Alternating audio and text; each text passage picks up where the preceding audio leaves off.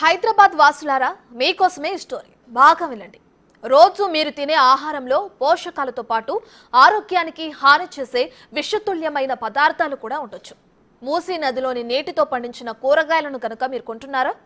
అయితే వెంటనే అలర్ట్ అయిపోండి, లేకపోతే ఊహించని ఆరోగ్య సమస్యలు తలెత్తొచ్చు. అసలు డాక్టర్లు, ఆరోగ్య నిపుణుల హెచ్చరికలు దేనికోసం?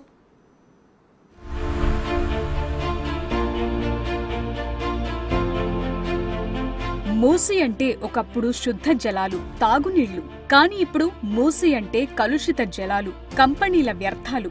మూసీ హైదరాబాద్ లో ఎంటర్ అయ్యాక అందులో ప్రవహించే నీటి స్వరూపం ఏ విధంగా మారిపోతుందో, ఎంత కలుషితమవుతాయో అందరికీ బాగా తెలుసు. ఇప్పుడు ఆ నీళ్లతో పండించిన కూరగాయలే నగరవాసుల ప్లేట్లోకి చేరుతున్నాయి. క్రమంగా అవి అనారోగ్య సమస్యలకు దారితీస్తున్నాయి. ఇప్పటికే మూసీ బెల్ట్ లో ఉన్న అనారోగ్య సంక్షోభం హైదరాబాద్ కు కూడా వేగంగా పాకుతుందని నిపుణులు హెచ్చరిస్తున్నారు.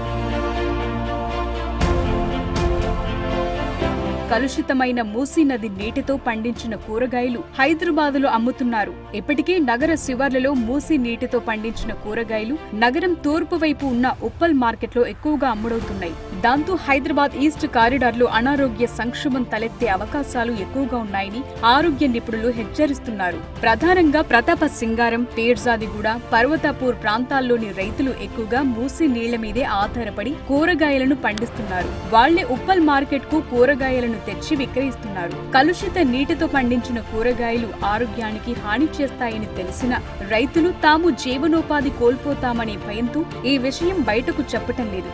దాంతో ప్రతిరోజు ఉప్పల్ మార్కెట్ కు మూసీ బెల్ట్ లోని గ్రామాల నుంచే స్టాక్ వస్తోంది. ఇప్పటికే మూసీ బెల్ట్ లోని ప్రాంతాల్లో అనారోగ్య సంక్షోభం తలెత్తింది. మూసీని ఆనుకుని ఉన్న గ్రామాల్లోని ప్రజలు వివిధ రకాల అనారోగ్య సమస్యలతో బాధపడుతున్నారు.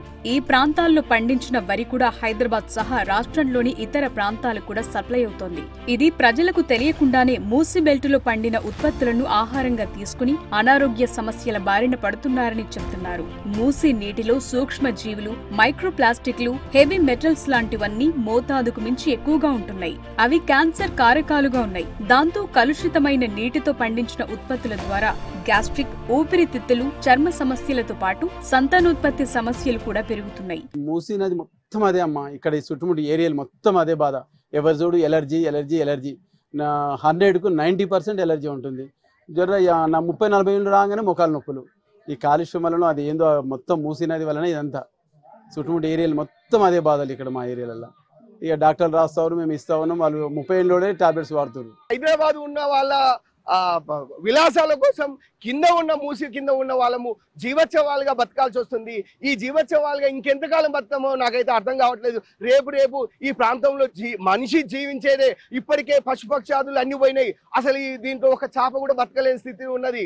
ఒకవేళ ఇంకా గనక కొన్ని రోజులు పోతే అసలు మనుషులు కూడా బతకలేని పరిస్థితి ఏర్పడుతుంది. కలుషితమైన మూసీ నీటితో పండించిన కూరగాయలు, ఇతర ఉత్పత్తులను తినటం వల్ల ఆరోగ్యంపై దుష్ప్రభావాలను చూపుతున్నాయి. దాంతో వీలైనంత త్వరగా మూసీ నీళ్లతో సాగును నిలిపివేయాలని డాక్టర్లు, ఆరోగ్య నిపుణులు సూచిస్తున్నారు.